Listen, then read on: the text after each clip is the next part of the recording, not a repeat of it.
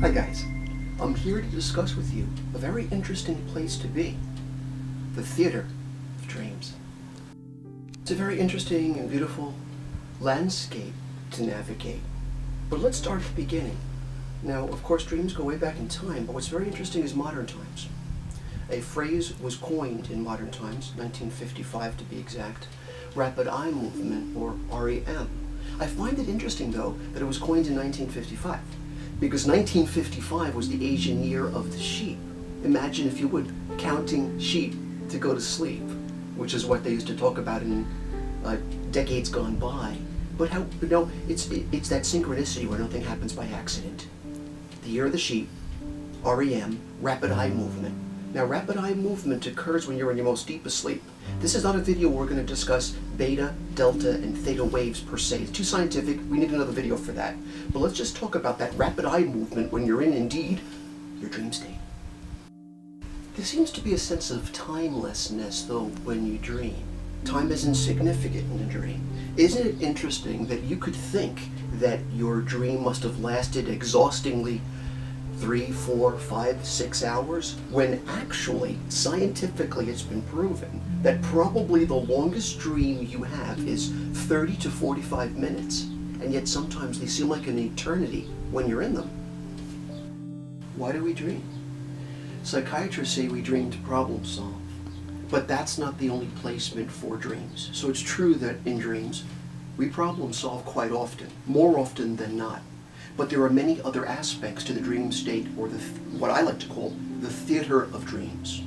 We dream so that at times we could have lucid dreamings where you wake inside a dream. I don't know if it's happened to everybody, but I suspect it has. It certainly has happened to me often since I was a little boy, and I've been able to a little bit more than not commandeer the dream. Other dreams can have premonitory vibrational fields, predictory. You get a sense of what the future has in store for you. Even people that would not claim to be psychic have those kind of dreams. And there are unique cases in dreams where the deceased will use the theater of dreams to revisit you and communicate with you. As human beings, we dream. Animals dream. It's very interesting to see cats and dogs dream, where they're laying on their side and they're kicking and gouging with their legs and their feet. They're playing in their dream. They're running through the fields, they're doing something, they're playing catch with you, or my cat Troy, who you've seen very often, is probably imagining I'm throwing his little mouse toy and he's bringing it back. So animals dream. I'm convinced plants dream, trees dream, flowers dream. But let's talk about some common themes with the human dream. And there are some common themes, believe it or not. Here's a few of them. I'm sure you've all had them. One of them, very common. You're naked in a dream. It means you're vulnerable, something's on your mind, you're not feeling adjusted to the vibrational fields around you, obviously something's bothering you. The way to perhaps desist and disintegrate a dream like that is to bring back your courage, be grounded. Feel strong. You'll find that by having a little bit of just feeling a great peace through the things that you are accomplishing, getting your confidence back, you won't have those dreams where you're walking around the streets, everyone else is dressed in, you're in the buff. Another dream that's quite common is, very common, your teeth are falling out in your dream. I loathe those dreams where you're like, oh my God, my teeth are loose. And you look in the mirror and they're falling out and they're falling into your hands and they're all wobbling. Everyone has that dream. It's another dream that tends to be a little bit kind of high anxiety. For some reason, you've got anxieties. Some people will say, some dream interpreters will say, it has a lot to do with fear of age, with the whole process of knowing that you are indeed aging. I'd say there's a quick fix with that. Don't be afraid to age. It's lovely. You have to just bend to the seasons. You're going to have to anyway, but why be afraid? Imagine we are all seasonal. When we're little tiny babes, we're spring. When we're strong and we're riding our bicycles and we're playing, we're summer. Even when we're sexual, we're summer. And so we start to get even more into our beauty, our older age, our midlife, so to speak, which is something to look forward to. 40s and 50s are the new 20s and 30s. You're in the autumn of your life. This is not an age anymore where you should have to worry so much about the fact that you're getting older, although I guess Americans especially seem to be obsessed with youth. But you get out of that mindset, I guarantee. You won't have the dreams where you're losing your teeth. let's talk about dreams that I love. I love dreams of flying. I get them all the time. I know not everybody does, perhaps at my age, but a lot of people do have flying dreams, and as you know when you've had them, we all do, they're the best dreams of all. You feel very liberated. I love them. It's said that when you dream of flying, you have aspirations. You have something to look forward to. You have a dream. So as an artist, and I've got millions of paintings in my head that haven't been done yet, I'm convinced God has said to me, Daniel, I won't take you until you've done all your paintings. So I'm purposely holding off on doing them all so I can be around for a long time. But you're inspired. You have aspiration, therefore you're flying. And sometimes you're either flying, and as you've noticed, it's very natural, as if of course you could always fly. Or you sometimes can pick up a branch on the ground, a broom, or some kind of a stick, pick it up as your flying instrument, next thing you know, you're off. But it's a wonderful dream to have, and if you've had them, which I'm sure you have, as you know, you wake up kind of feeling very lofty, light, free from a flying dream. Another dream that's very common, at least for me it is water. Quite often things are flooding, or there seems to be very tumultuous water. Sometimes it's placid, sometimes it's uproarious, but water figures largely in my dreams from time to time. I'm getting in a boat and traveling somewhere. Just had it this week, traveling with some friends on water. It wasn't problematic per se, but water is emotional by nature, so usually the dream has an emotional content. However, those that know more about dream interpretation, by the way, my dad is one of them. He's a very famous dream interpreter in West Hampton Beach here in New York. But water has two vibrational fields it can represent. Sometimes it's your mother, or a female authority figure you could learn from. But more often than not, dreaming of water represents magical gifts that you're being given from God or from the heavens. That could be your innate healing sensibilities, your ESP and intuition, your clairvoyance, your just magnanimous love. But there are gifts that often come to those who dream fairly regularly of water.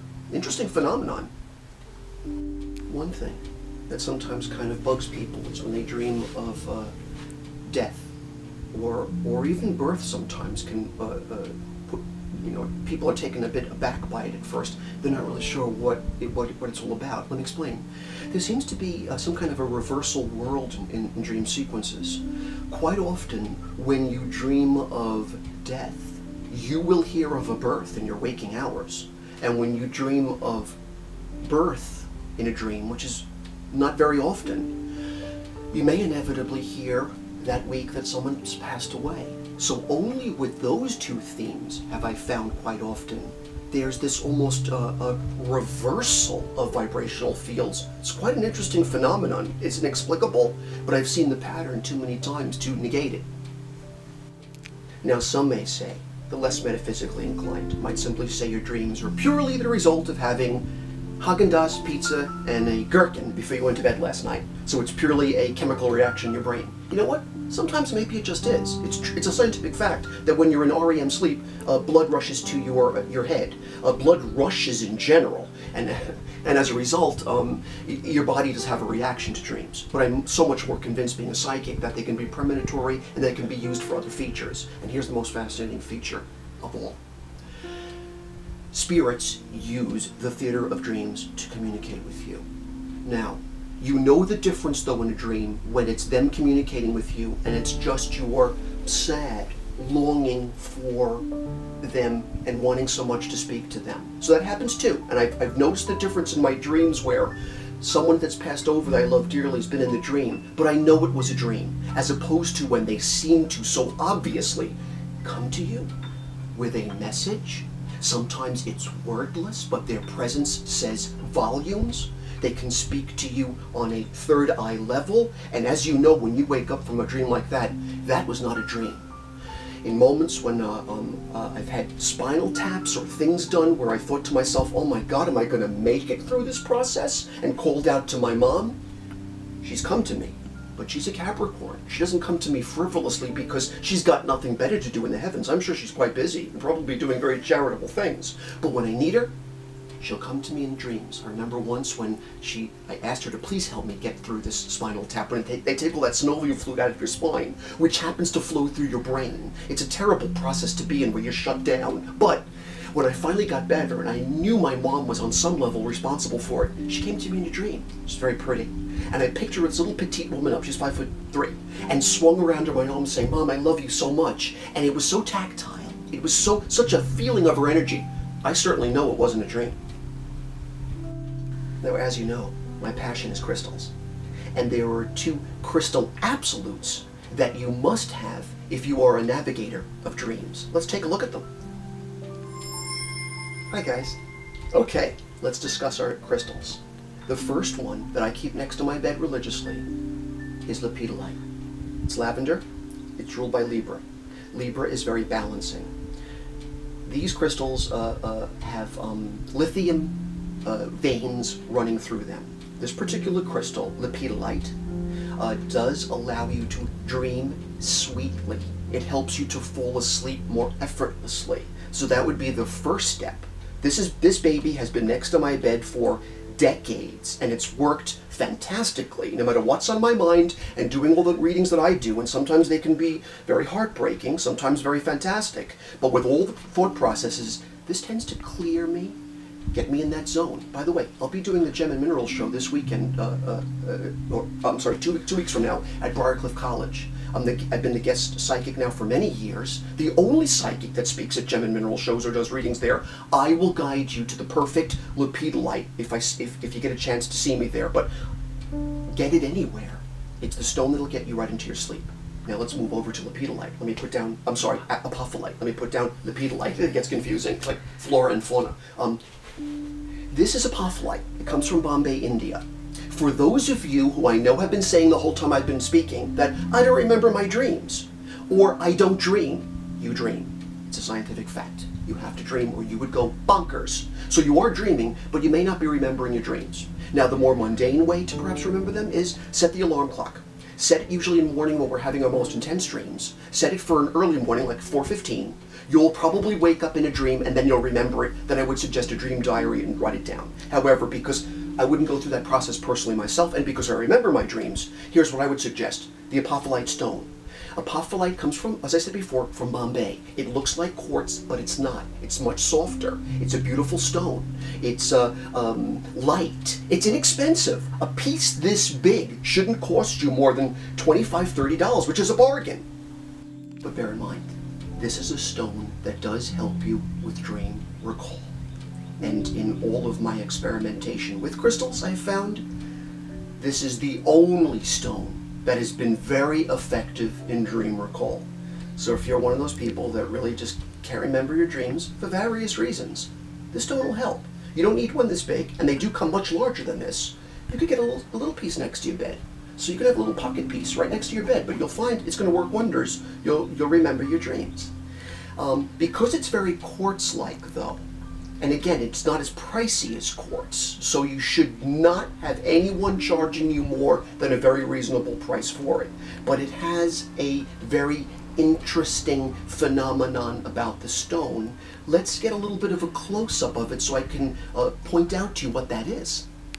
Now, quartz, again, looks a little deceivingly similar to apophyllite, but the difference is, if you were to push upon one of these points, and I'm not going to do it too intensely or it's going to happen, these pyramids will pop right off the apophyllite and go flying across the room, but you'll have, in fact, some vendors sell the pyramid points, so you'd have a bunch of them if you did that to this piece. I like to retain as much of the pyramids as possible, but if you notice right here, that indeed has been done.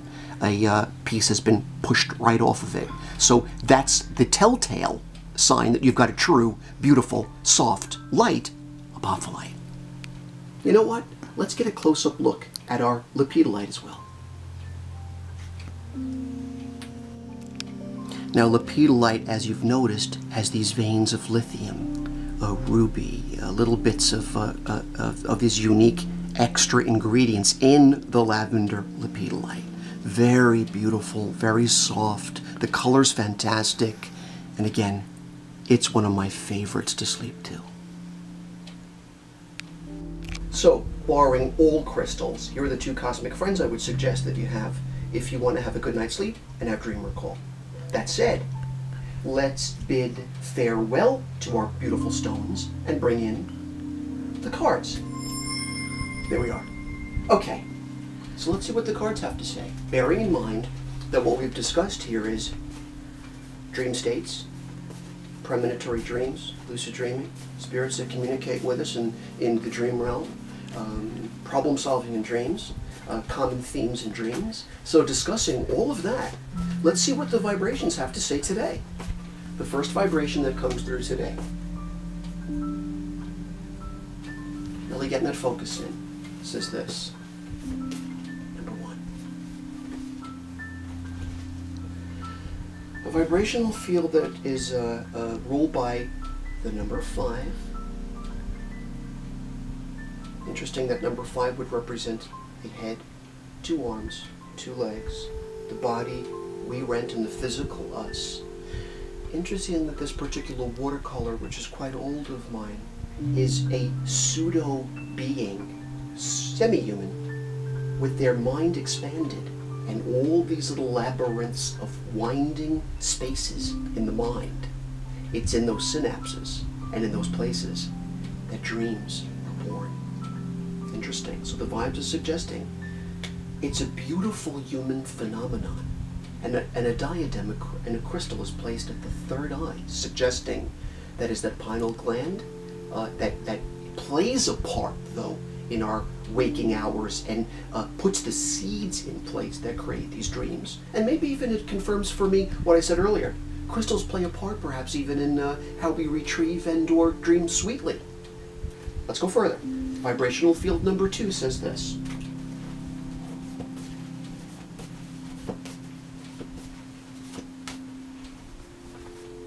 Number 2. It's a powerful vibe that actually would show a scarab. It's an ancient Egyptian theme. It vibrates to, traditionally, Jupiter and Leo. Expansion. And just like space, the biggest planet in the solar system's theme is indeed expansion, the limitlessness of dreams. And it's got, in this particular read, a Leonine vibe to it. Leonine is that vibrational field of I am this. So it's a pretty strong, potent vibrational field. Interesting though, it went from a 5 to a 6. Air, earth, fire, water, ether, and perhaps an unknown factor. So now we've got an 11 altogether. Pretty potent stuff. Okay. Dream came through as victories. And you don't have victories unless you've had struggles. But dreams are coming through saying, we're designed here to help you through life's struggles. We'll help you to problem solve, which many psychiatrists have said that's what dreams are for. Okay. Number 3 says this for the grand trine.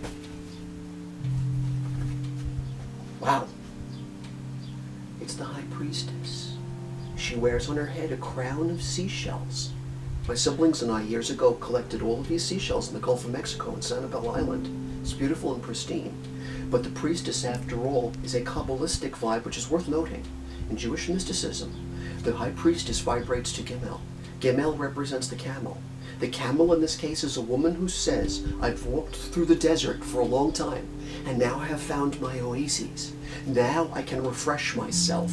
I had to depend on myself for a long time, but now I find that which nourishes me. And in this case, maybe it's because this is all about her head and her mind, dreams. By the way, the symbol of the priestess often is, she holds her hand in this position, very crescent-like, very lunar-like, the moon representing the subconscious.